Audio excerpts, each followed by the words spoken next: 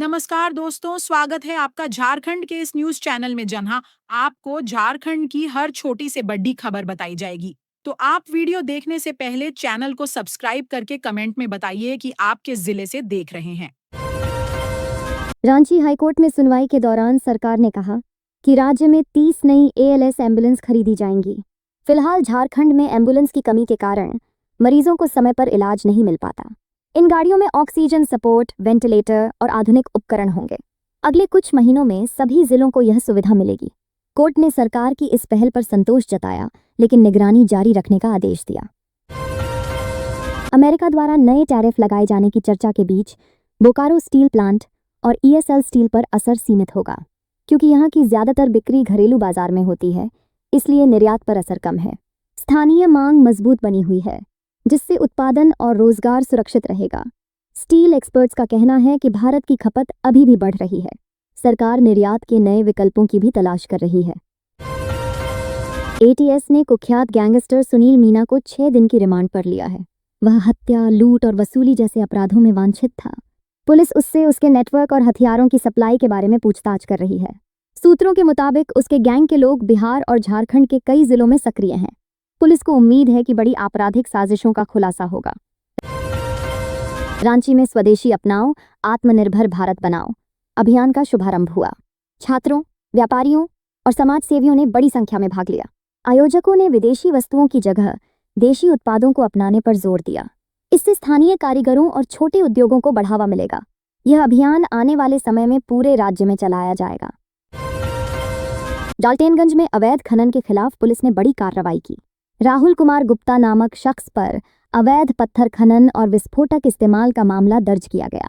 स्थानीय ग्रामीणों ने शिकायत की थी कि लगातार धमाकों से उनके घरों को नुकसान हो रहा है। पुलिस ने जांच शुरू कर दी है और आरोपी की तलाश जारी है। सरकार ने खनन माफियाओं के खिलाफ सख्त कार्रवाई का आदेश दिया है। भारतीय मौसम विभाग ने झारखंड के कई जिलों में भारी बारिश की चेतावनी दी है। अगले 72 घंटे तक मौसम अस्थिर रहेगा और कई जगह बाढ़ जैसी स्थिति बन सकती है।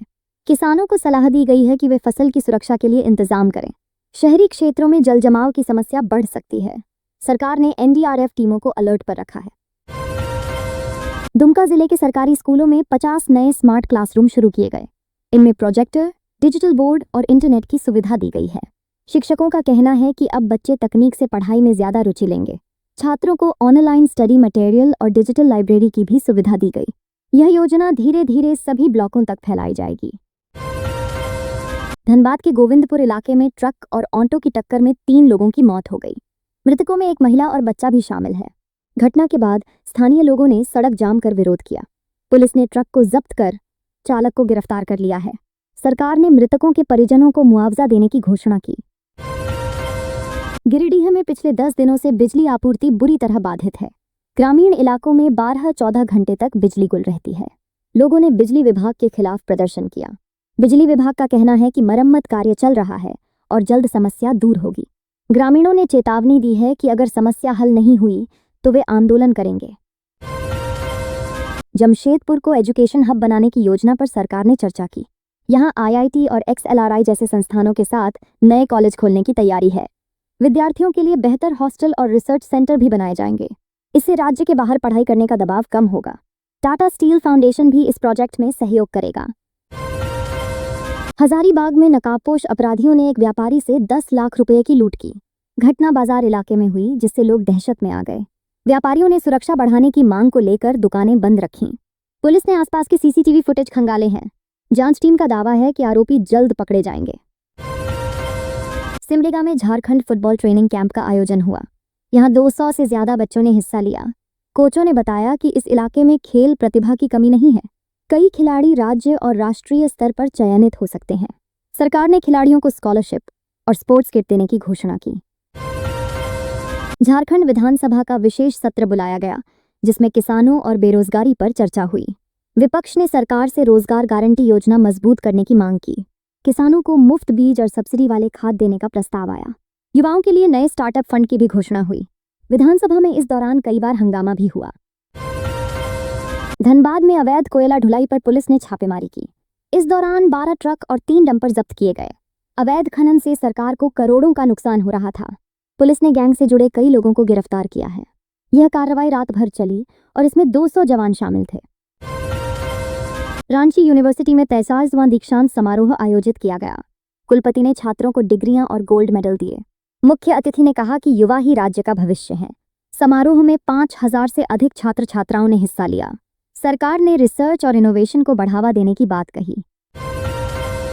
गुमला जिले में 150 करोड़ रुपए की लागत से नई सड़क परियोजना शुरू हुई। इससे ग्रामीण इलाकों को जिला मुख्यालय से जोड़ना आसान होगा। किसानों को अपनी उपज बाजार तक ले जाने में सुविधा होगी।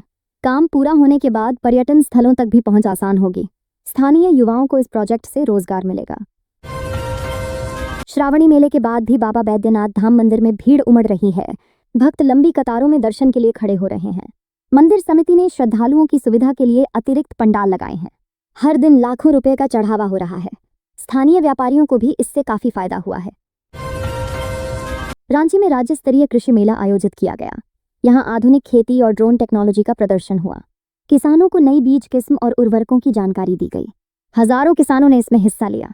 सरकार ने किसानों को आधुनिक खेती के लिए सब्सिडी देने की घोषणा की। चाईबासा में माओवादियों ने पोस्टर चिपकाकर पुलिस को धमकी दी। इससे इलाके में डर का माहौल है। पुलिस ने तुरंत फ्लैग मार्च निकाला और पोस्टर हटाए। सूत्रों का कहना है कि जंगल में 50 से ज्यादा माओवादी सक्रिय हैं। सीआरपीएफ और पुलिस ने संयुक्त ऑपरेशन शुरू किया है। रांची में मेट्रो रेल परियोजना पर विचार शुरू हुआ। शहर में ट्रैफिक की समस्या को देखते हुए सरकार ने यह योजना बनाई है। पहले चरण में धुर्वा से कांके रोड तक लाइन बिछाई जाएगी। टाटा कंसल्टेंसी को डीपीआर तैयार करने का काम दिया गया है। अगर योजना पास होती है तो 2028 तक मेट्रो सेवा शुरू हो सकती है। साहिबगंज में गंगा नदी पर बन रहे ब्रिज का काम तेजी से चल रहा है। यह पुल बिहार और झारखंड को जोड़ेगा। काम पूरा होने के बाद गंगा पार जाने में केवल 10 मिनट लगेंगे। इससे व्यापार और पर्यटन को भी बढ़ावा मिलेगा।